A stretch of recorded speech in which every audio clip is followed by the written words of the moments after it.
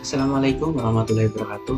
Perkenalkan, saya Farid Mahendra dari D3 Teknik Elektronik Poltekkes Surabaya dengan NIM B278380207. Nah, dalam kesempatan kali ini saya akan mereview sebuah alat kesehatan, yaitu sering pump. Nah, apa sih sering pump itu?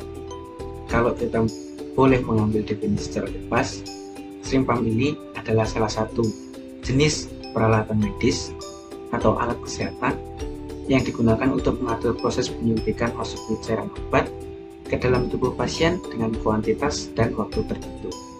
Nah, kalau pengertian secara umum, sering pump ini adalah salah satu alat yang digunakan untuk memasukkan obat dengan sistem berkala dan teratur secara otomatis. Dengan perhitungan yang tepat, sering pump dapat memudahkan tenaga medis untuk memberikan cairan atau obat secara berjadwal dan meminimalkan human error yang kerap terjadi.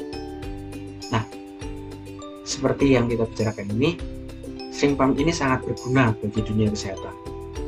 Hal ini terjadi karena fungsinya.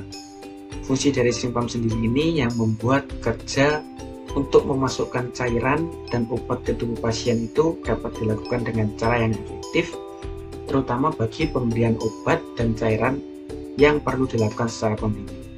Nah, jadi sering pump ini digunakan bersamaan dengan alat lain atau sebagai pelengkapnya, yaitu sering disposable atau yang disebut dengan squid, istilah biasanya.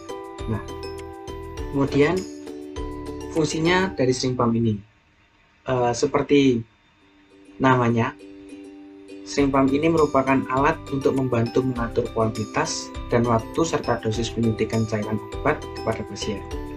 Jadi kegunaannya itu untuk memberikan dosis obat dengan akurat, tepat waktu, dan sesuai dengan kebutuhan tanpa berulang kali melakukan penyuntikan. Nah, alat ini sudah dikembangkan dengan sangat baik agar dapat bekerja dengan tingkat keakuratan yang sangat tinggi dan dapat digunakan dengan sangat mudah.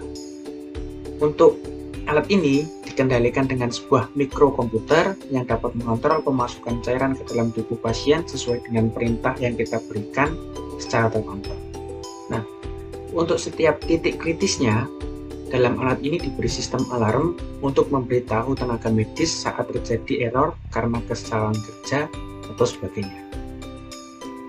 Untuk prinsip dasar dari sering pump sendiri adalah memasukkan cairan secara berkala sesuai dengan perintah yang diberikan, dengan kontrol dan keamanan yang sangat baik, karena dalam sering pump ini dilengkapi dengan sistem alarm yang sangat sensitif di bagian kritis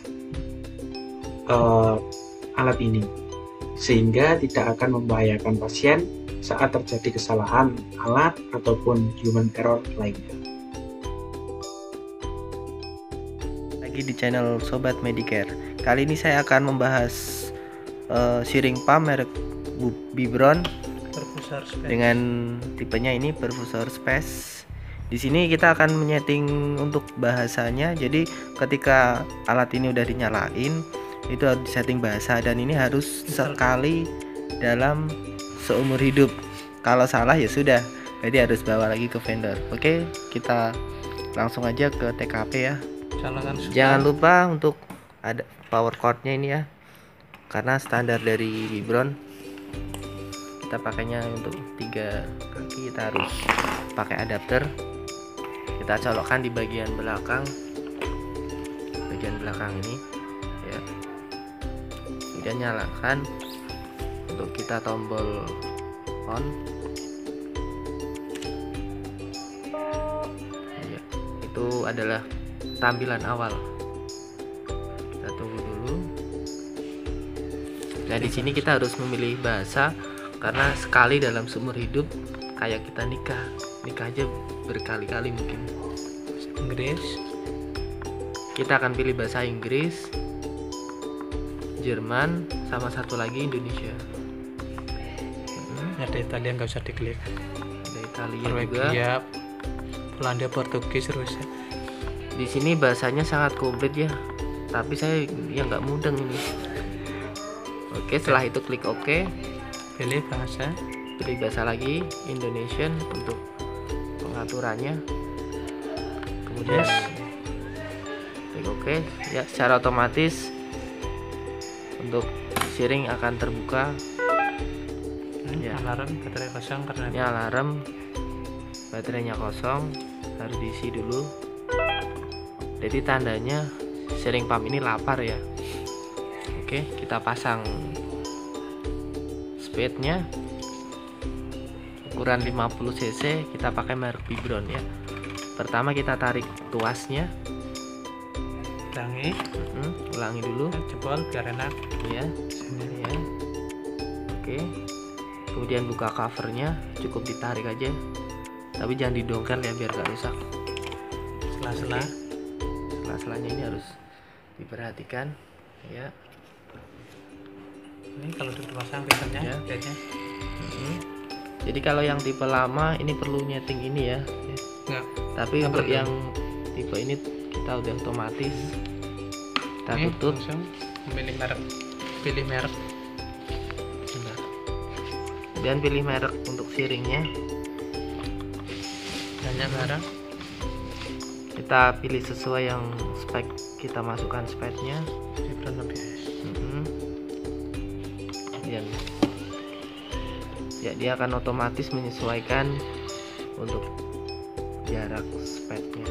Majuan kecepatan bisa 100 start.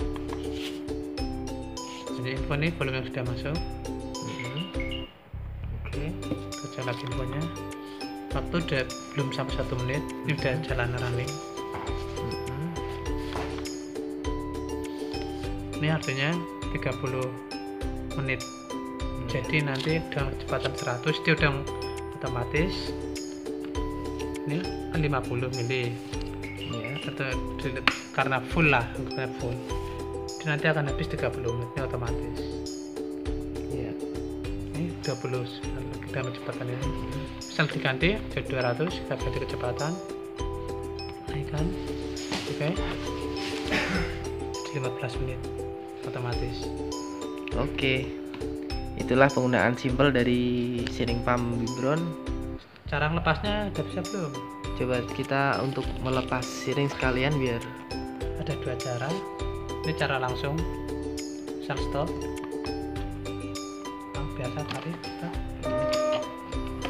Ini kalau masih banyak, kalau tinggal dikit kita coba misal baca nih, kita mau melepas bisa dengan cara satu, tarik dikit, ini tarik sensornya, tarik, nah ada pilihan supaya akan diganti atau tidak, ganti ya.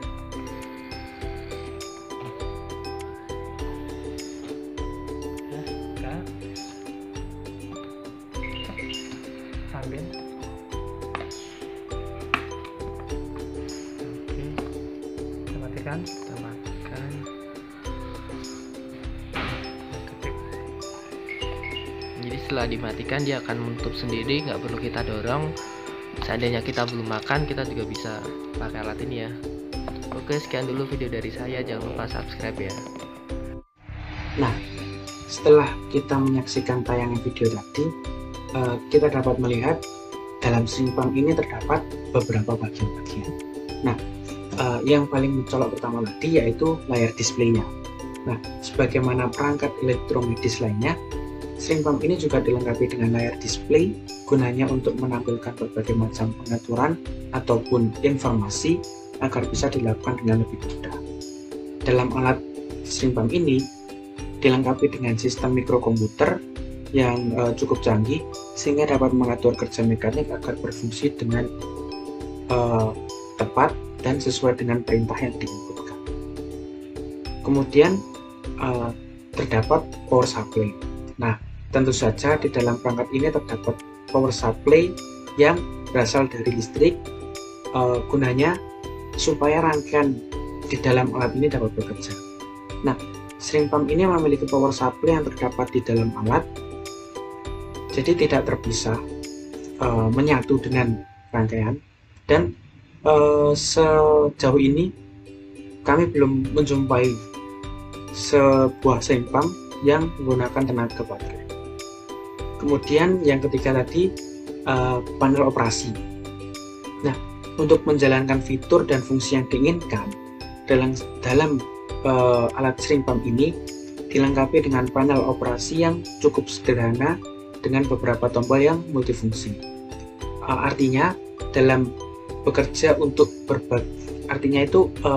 panelnya itu dapat bekerja untuk berbagai perintah yang berbeda saat dalam mode operasi yang berbeda juga. Di antaranya beberapa tombol yang terdapat di dalam panel operasi itu yaitu on off, up down, mode bolus, hold, dan berbagai macam lainnya tadi. Kemudian yang keempat yaitu shrink clamp. Nah, shrink clamp ini termasuk bagian mekanik yang berfungsi untuk klem alat suntik atau shrink disposable agar spuit itu tidak bergerak ke sana kemari pada saat proses penyuntikan berlangsung. Nah, klem ini memiliki urutan yang sudah ditentukan sehingga penggunaan shrink ataupun spuit ini tidak sembarangan.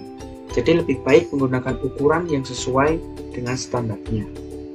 Kemudian yang kelima yaitu finger grips. Nah, untuk bagian shrink pump yang satu ini juga termasuk bagian mekanik seperti shrink clamp tadi. Nah, finger grip di sini adalah semacam sistem penjepit bagian belakang shrink ataupun spuit untuk mempermudah penempatan posisi shrinknya atau spuit itu. Nah, finger grip ini ditekan dengan dua jari agar alat suntik atau shrink disposable itu dapat terjepit dan tidak bergerak ke sana kemari. Sedangkan klem penjepit shrink itu berada di bagian depan. Nah, kalau untuk dalam video ini tadi, untuk finger gripnya itu sudah otomatis ya, jadi dia sudah digerakkan dengan sebuah mikrokomputer yang ada di dalam. Kemudian yang keenam itu ada lampu indikator. Nah, dalam shrink pump ini juga dilengkapi dengan lampu indikator yang akan menyala mengikuti perintah yang terdapat dalam sistem. Nah, seperti ketika terjadi kegagalan ataupun kesalahan error lainnya, maka alarm dan lampu akan menyala dengan ciri tertentu. Jadi ada kode-kodenya sendiri. Demikian juga dengan atau ketika obat di dalam shrink ini sudah habis.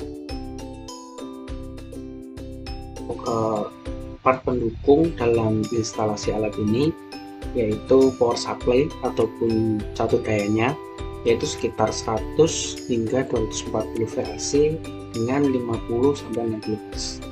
Kemudian untuk kondisi penyimpanan, alat ini disimpan pada suhu negatif 20 derajat sampai 45 derajat Celcius dengan kelembapan 10 hingga 90%. Jika digunakan, alat ini bisa digunakan pada suhu yang relatif yaitu sekitar 5-40 derajat Celcius dengan kelembapan 20 hingga 90%.